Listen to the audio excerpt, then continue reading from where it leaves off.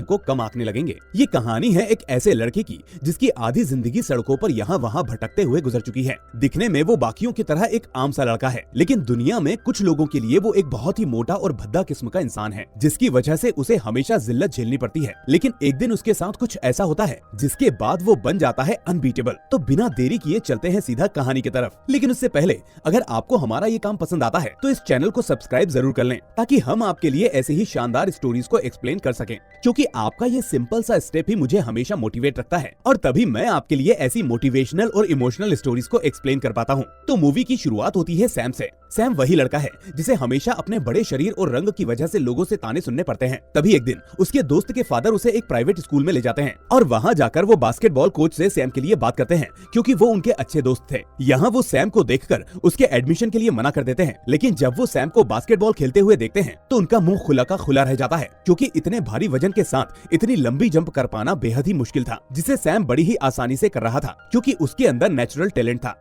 ये देखकर कोच अब सीधा स्कूल हेड के पास जाते हैं, लेकिन वो सभी सैम को एडमिशन देने से मना कर देते हैं, क्योंकि उसके ग्रेड काफी कम थे। यहाँ कोच उन्हें समझाते हुए कहते हैं कि ये लड़का आगे जाकर हमारे स्कूल का नाम रोशन कर सकता है, वो हमारी बास्केटबॉल टीम को लीग चैंपियन जिता सकता है, मैंने उसके अंदर उस टैलेंट को देखा है, वो ये सब कर सकता है। कोच वहाँ बैठे सभी लोगों को सैम के बारे में और भी बातें बताकर फाइनली सैम का एडमिशन वहाँ करवा ही देते हैं। अब सैम अपने पहले दिन स्कूल आता है, और यहाँ भी उसके साथ वही बर्ताव किया जाता है जो उसके साथ सालों से होता आ रहा है। यहाँ भी कोई उससे बात नहीं करता, और वो बस अकेला ही अपनी डेस्क पर बैठा रहता है। अब क्लास खत्म होती है, जिसके बाद वो बास्केटबॉल मैच देखने के लिए चला जाता है। लेकिन मैच खत्म होने के बाद वो सीट पर पड़े हुए सभी खाने के पैकेट्स को एक एक करके उठाने लगता है, ताकि वो उसमें से अपने लिए कुछ खाने को ढूंढ सके, क्योंकि उसके पास इतने पैसे नहीं थे कि वो कुछ खाने को खरीद सके। तभी वहाँ दूर खड़ा एक आदमी सैम को ऐसा करते हुए देख लेता है, और सोचने लगता है कि आखिर ये लड़का ऐसा क्यों कर रहा है। लेकिन वो सैम से बिना कोई सवाल किए वहाँ से निकल जाता है। अब हम रात को सैम को अपने दोस्त के घर पर सोफे पर सोते हुए देखते हैं, लेकिन यहाँ भी उसके साथ वही बर्ताव हो रहा था। सैम के दोस्त की माँ उसे उल्टे सीधे ताने दे रही थी,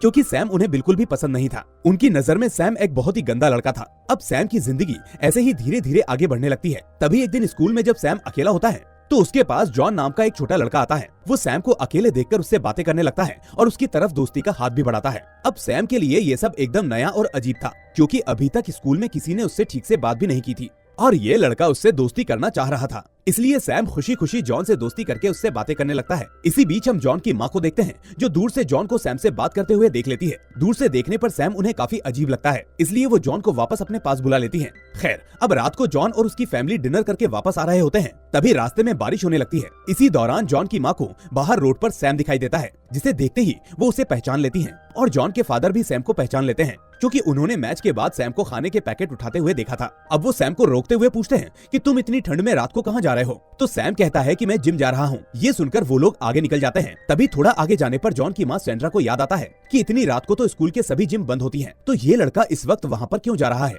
ये सोचकर वो वापस सैम के पास आते हैं, और सैंड्रा सैम से जिम जाने का रीजन पूछती है। तो सैम कहता है कि मैं जिम इसलिए जा रहा हूँ क्योंकि इस वक्त वहाँ गर्मी होती है, और अभी मुझे बहुत ठंड लग रही है। ये सुनकर सैंड्रा शॉक हो जाती है, और सैम से पूछती है कि तुम्हारा घर कहाँ है? सैम कहता है कि मेरा कोई घर नहीं है, क्योंकि अभी तक सैम अपने जिस दोस्त के घर पर रह रहा था उसने वो घर आज छोड़ दिया है, क्योंकि रोज रोज की जिल्लत को अब वो बर्दाश्त नहीं कर पा रहा था। खैर, इधर सैम से ये सब सुनने के बाद सैंड्रा को उस पर तरस आ जाता है, और वो उसे अपने साथ घर ले जाते हैं। घर आकर वो सैम को बिस्तर बिछाने को देती हैं, और सोफे पर सोने के लिए कहती हैं। यहाँ हम सैंड्रा की बेटी जिमी को देखते हैं, जो उसी स्कूल में पढ़ती थी जिसमें सैम पढ़ता है। वो सैम को यहाँ देखकर काफी अजीब सा फील करती है, और उठकर वहाँ से चली जाती है। ये देखकर सैम को काफी बुरा लगता है, क्योंकि वो समझ जाता है कि जिमी उसकी वजह से वहाँ से गई है। लेकिन सैंड्रा दिल की बहुत साफ होती है, इसलिए वो सैम से अच्छे से बात करती है, और उसे वहाँ सोने के लिए बोलकर खुद भी सोने के लिए चली जाती हैं। अब सुबह सैंड्रा जैसे ही नीचे आती है तो उसे सैम कहीं नजर नहीं आता। वो सोफे की तरफ देखती है, जहाँ वो कपड़े बड़े ही तरीके से जमा कर रखे हुए थे, जो सैंड्रा ने रात को सैम को दिए थे। अब वो यहाँ वहाँ घर में सैम को ढूंढने लगती हैं। तभी बाहर आने पर उसे सैम नजर आता है, जो वहाँ से जा रहा होता है। सैंड्रा उसके पास आकर उससे पूछती है कि तुम कहाँ जा रहे हो? तो सैम बड़ी ही मायूसी से कहता है कि कहीं नहीं, क्योंकि मेरा तो कोई ठिकाना है ही नहीं।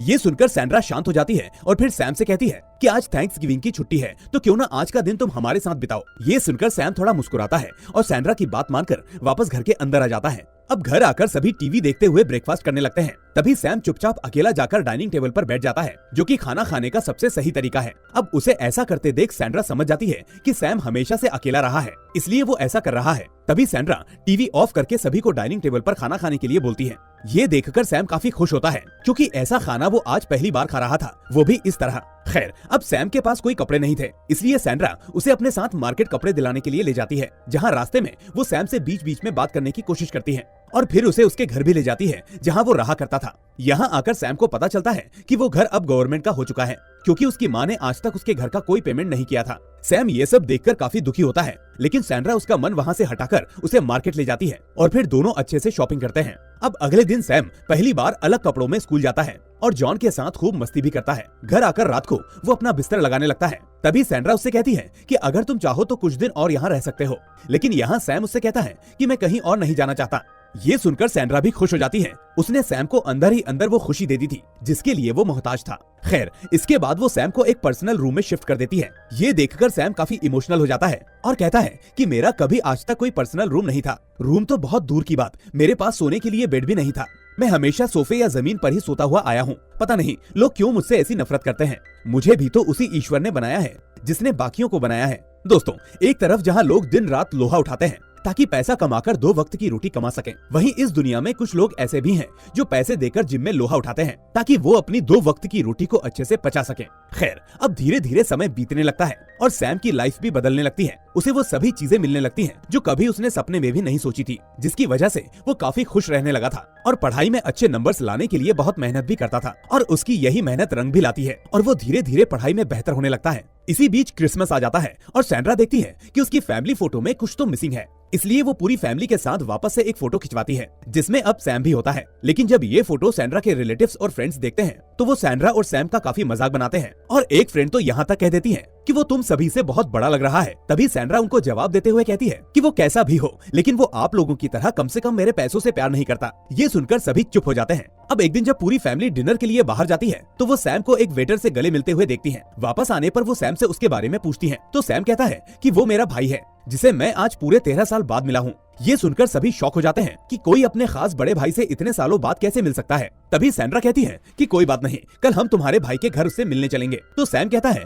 कि मुझे उसके घर के बारे में कुछ भी पता नहीं क्योंकि वो खुद सालों से अकेले ही रह रहा है। उसे जिस अनाथ आश्रम में जगह मिलती वो वहाँ रहने के लिए चला जाता और इसी तरह उसकी लाइफ कट रही थी। लेकिन जब से ये फैमिली उसकी लाइफ में आई है तब से उसकी जिंदगी पूरी तरह से बदल गई है। खैर, अगले दिन लाइब्रेरी में जब सैम हमेशा की तरह अकेला बुक पढ़ रहा होता है तभी जिमी उसके पास आकर वहाँ बैठ जाती है। तभी सैम वहाँ से उठकर जाने लगता है तो जिमी उससे कहती है कि क्या हुआ, तुम्हें मेरे साथ बैठना अच्छा नहीं लगा? ये सुनकर सैम धीमे से मुस्कुरा जाता है और यहाँ हमें पता चलता है कि अब सैंड्रा का पूरा परिवार धीरे धीरे सैम को पसंद करने लगा था। अब इसके कुछ दिनों बाद सैंड्रा अपने पति से सैम के अडॉप्शन की बात करती है क्योंकि वो उसे लीगली अडॉप्ट करना चाहती थी। वो कभी ये सुनना नहीं चाहती थी कि उसने सड़क पर पड़े एक लड़के को घर में बिठा लिया। वो एक एक करके सभी से फैमिली में इसके बारे में पूछती है, जहाँ सभी इस बात से खुश थे। किसी को सैम के अडॉप्शन से कोई दिक्कत नहीं थी, इसलिए वो अगले दिन ही गवर्नमेंट ऑफिस जाती है जहाँ उसे पता चलता है कि सैम के पिता की मौत एक एक्सीडेंट में हुई थी, लेकिन उसकी माँ अभी भी जिंदा है और इस कदर नशा करती हैं कि उन्हें ये तक याद नहीं कि उनका सैम नाम का कोई बेटा भी है। इसलिए आपको उनके साइन की भी जरूरत नहीं है, सिर्फ सैम के सिग्नेचर से ही ये फॉर्मेलिटीज कंप्लीट हो जाएंगी। लेकिन सैंड्रा की सोच अलग थी। वो ऐसे ही किसी के बच्चे को अपना बनाना नहीं चाहती थी, इसलिए वो पहले सैम की माँ से मिलने के लिए उनके घर जाती है जिनकी हालत बहुत ही खराब हो चुकी थी। यहाँ सैम की माँ सैंड्रा से बिल्कुल भी तमीज से बात नहीं करती, लेकिन धीरे धीरे कुछ बातें होने के बाद वो नॉर्मल हो जाती हैं। तब सैंड्रा उन्हें बताती है कि मैं आपके बेटे को गोद लेना चाहती हूँ, इसलिए मुझे इस पेपर पर आपके साइन चाहिए। ये सुनकर सैम की माँ काफी इमोशनल हो जाती हैं और रोने लगती हैं। वो ये जानकर बहुत खुश थी कि जो खुशियाँ वो आज तक अपने बेटे को नहीं दे पाई वो आज सैंड्रा उसे देने जा रही है। वो मन ही मन बहुत खुश होती है और सैम को काफी सारा आशीर्वाद भी देती है। और फाइनली अब सैम ऑफिशियली उस घर का एक हिस्सा बन जाता है, जिसके बाद अब उस पर कोई उंगली नहीं उठाएगा। कुछ दिन बाद सैम का बर्थडे आता है जहाँ सैंड्रा उसे एक मिनी ट्रक गिफ्ट करती है क्योंकि उसे पता था कि सैम हमेशा से उसे ही पाना चाहता था। इस गिफ्ट को देखकर सैम खुशी से झूम उठता है और अब हर रोज उसी से स्कूल आना जाना शुरू कर देता है। इस समय सैम अपनी उस जिंदगी को जी रहा था जो कभी उसने अपने सपने में सोची भी नहीं थी। अब एक दिन मैच देखने के लिए जॉन अपनी माँ से वहाँ चलने के लिए जिद करने लगता है तो सैंड्रा कहती है कि आज ऑफिस में एक मीटिंग है, इसलिए तुम सैम के साथ वहाँ चले जाओ। जिसके बाद दोनों भाई मस्ती करते हुए मैच देखने के लिए चले जाते हैं। लेकिन तभी रास्ते में उनका एक्सीडेंट हो जाता है और उन्हें काफी चोट भी आती है। खबर मिलते ही सैंड्रा फौरन वहाँ पहुँचती है जहाँ उसे पता चलता है कि एक्सीडेंट बहुत ही बड़ा था, लेकिन उनकी किस्मत अच्छी थी कि वो दोनों जिंदा बच गए। इस सबसे सैम काफी शर्मिंदा होता है और बार बार खुद को ही इसके लिए कोसने लगता है। तभी सैंड्रा आकर वहाँ उसे समझाती है और इसी बीच वो सैम के हाथ में काफी सारा खून बहते हुए देखती है। वो उससे पूछती है कि ये चोट तुम्हें कैसे लगी। सैम बताता है कि जॉन जब कार के डैशबोर्ड से टकराने वाला था तो उसी वक्त मैंने अपना हाथ उसके आगे लगा दिया जिससे कि उसे चोट कम लगे। लेकिन फिर भी वो घायल हो गया। ये देखकर सैंड्रा समझ जाती है कि सैम को सच में उसके परिवार की काफी फिक्र है। वो सैम से कहती है कि इसमें तुम्हारी कोई गलती नहीं है, बल्कि तुमने उल्टा अपने भाई की जान बचाई है। ये सुनकर सैम को थोड़ा सुकून मिलता है और वो सैंड्रा को गले से लगा लेता है। अब कुछ दिन बीतने के बाद सब कुछ ठीक होने लगता है। तभी एक दिन हम सैम को अपने स्कूल में अमेरिकन फुटबॉल की प्रैक्टिस करते हुए देखते हैं, जो कि दिखने में बिल्कुल रग्बी गेम जैसा था। लेकिन यहाँ सैम अच्छे से नहीं खेल पा रहा था। तभी सैंड्रा उसके पास आकर पूछती है कि जब उस दिन शॉप पर कुछ लोग मुझे घूर रहे थे तो तुमने उस दिन क्या कहा था? तो सैम कहता है कि मैंने कहा था कि चाहे कुछ भी हो जाए मैं हमेशा आपकी रक्षा करूंगा। सैंड्रा कहती है कि बस यही तुम्हें इस गेम में भी करना है। तुम्हें हर कीमत पर अपने प्लेयर्स की रक्षा करनी है और अपनी टीम को आगे लेकर जाना है, उन्हें जिताना है। खैर, अब रात को मैच स्टार्ट होता है, जिसमें एक तरफ सैम की टीम होती है तो दूसरी तरफ बेस्ट और स्मार्ट प्लेयर्स की टीम होती है, जिसे कोई हरा नहीं पाता था। अब मैच शुरू होता है और सैम की टीम धीरे धीरे हारने लगती है, लेकिन सैम अपनी पूरी जान लगा देता है और इस मुकाबले को टक्कर तक ले आता है। और इसी दौरान वो दूसरी टीम के प्लेयर को ग्राउंड से बाहर फेंक देता है। इसके बाद उसका कॉन्फिडेंस बढ़ जाता है और फिर वो किसी से नहीं रुकता और फाइनली एंड में सैम की टीम इस मैच को जीत जाती है। यहाँ सैंड्रा सभी को चिल्ला चिल्ला कर बताती है कि देखो वो मेरा बेटा है, देखो वो मेरा बेटा है। और इस पूरे मैच को जॉन ने भी अपने कैमरे में रिकॉर्ड कर लिया था, जिसके बाद वो सभी उस सीडी को एक एक करके सभी कोचेस के पास भेजते हैं। और जब वो कोच उसे देखते हैं तो सैम की इस स्ट्रेंथ को देखकर उनका मुंह खुला का खुला रह जाता है। अब सभी कोच यही चाहते थे कि सैम उन्हीं की टीम से खेले और वो जब चाहे तब बाहर जा सकता है, उसे कोई नहीं रोकेगा। इसके बाद सभी इसके लिए मान जाते हैं और फिर सैम एक एक करके अलग अलग टीम्स के साथ खेलना शुरू कर देता है। साथ ही वो पढ़ाई में भी बेहतर होने लगता है, जिससे उसके अच्छे ग्रेड आने लगते हैं और उसका कॉन्फिडेंस भी धीरे धीरे बूस्ट होने लगता है। उसकी इस काबिलियत की वजह से वो अब धीरे धीरे काफी फेमस हो चुका था, जिसके बाद सभी बड़ी बड़ी यूनिवर्सिटीज उसे अपने कॉलेज में एडमिशन देना चाहती थी ताकि वो उन्हीं की टीम से खेले। लेकिन सैम उसी यूनिवर्सिटी को चुनता है जिससे उसकी माँ सैंड्रा पास आउट हुई थी। अब एक दिन सैम को एक कंपनी के ऑफिस में बुलाया जाता है। ये ऑर्गेनाइजेशन दरअसल सभी एथलीट्स का ख्याल रखती है। यहाँ वो लेडी ऑफिसर सैम से पूछती है कि आखिर वो इसी यूनिवर्सिटी में एडमिशन क्यों लेना चाहता है।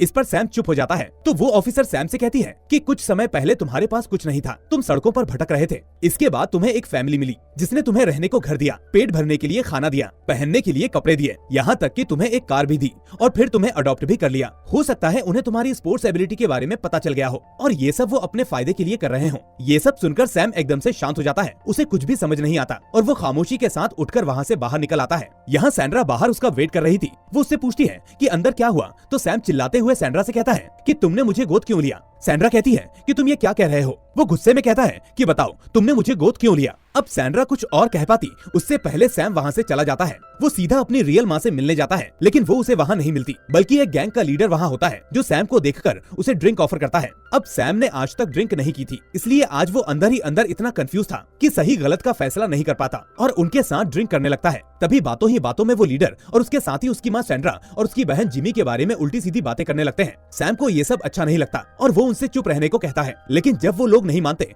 तो सैम का उनसे झगड़ा हो जाता है। इधर सैंड्रा भी सैम को यहाँ वहाँ ढूंढने लगती है। इसी बीच उसे सैम का कॉल आता है और वो उन्हें मिलने के लिए बुलाता है। यहाँ आकर सैंड्रा कहती है कि कल देर रात तक मैंने और तुम्हारे पिता ने सिर्फ तुम्हारे बारे में ही बात की और हमने डिसाइड किया है कि आज से अपनी लाइफ के सारे फैसले तुम खुद लोगे, हम तुम्हें कभी नहीं रोकेंगे, बस सही और गलत में सलाह जरूर देंगे। तभी सैंड्रा कहती है कि बताओ तुम्हें कौन सी यूनिवर्सिटी में जाना है। तो सैम कहता है कि उसी में जहाँ मेरी माँ पढ़ती थी और मैं आगे जाकर आपके जैसा ही बनना चाहता हूँ। ये सुनकर सैंड्रा काफी इमोशनल हो जाती है। इसके बाद हम सैम को वापस उसी ऑफिस में देखते हैं जहाँ वो लेडी ऑफिसर वापस सैम से वही सवाल करती है कि आखिर तुम इसी यूनिवर्सिटी में एडमिशन क्यों लेना चाहते हो। लेकिन इस बार सैम बिना किसी हिचकिचाहट के पूरे आत्मविश्वास के साथ कहता है क्योंकि मेरे पेरेंट्स वहीं पढ़े हैं और मैं भी उन्हीं के रास्ते पर चलकर उनके जैसा बनना चाहता हूँ। साथ ही वो बाकी सवालों के जवाब भी पूरे कॉन्फिडेंस के साथ देता है। खैर, अब वो ऑफिसर सैम के कॉन्फिडेंस को देखकर स्माइल करती है और उसे पास कर देती है। आगे हम देखते हैं कि सैम का उसी यूनिवर्सिटी में एडमिशन हो गया है, लेकिन अब उसे अपनी फैमिली से दूर रहना होगा। जब ये बात सैंड्रा को पता चलती है तो उसे काफी बुरा लगता है और वो जाकर कार में बैठ जाती है। तभी सैम वहाँ आकर कहता है कि माँ आप बाहर निकलिए। सैंड्रा अब जैसे ही बाहर आती है तो सैम उसे अपने गले से लगा लेता है और कहता है थैंक यू माँ इस सुंदर जीवन के लिए। उसके मुंह से ऐसे माँ सुनकर सैंड्रा रोने लगती है और सैम की आंखों में भी आंसू होते हैं। इसी के साथ हमें उस रियल सैम के कुछ सीन दिखाए जाते हैं जो धीरे धीरे ऊंचाइयों पर बढ़ता जा रहा था और एक दिन फाइनली वो वर्ल्ड चैंपियन बन जाता है। और इसी के साथ होता है इस शानदार मूवी का दी एंड। तो दोस्तों, अगर सैंड्रा ने सैम की मदद नहीं की होती तो आज एक वर्ल्ड चैंपियन सड़क पर भटक रहा होता। खैर, आपको ये मूवी कैसी लगी हमें कमेंट करके जरूर बताएं।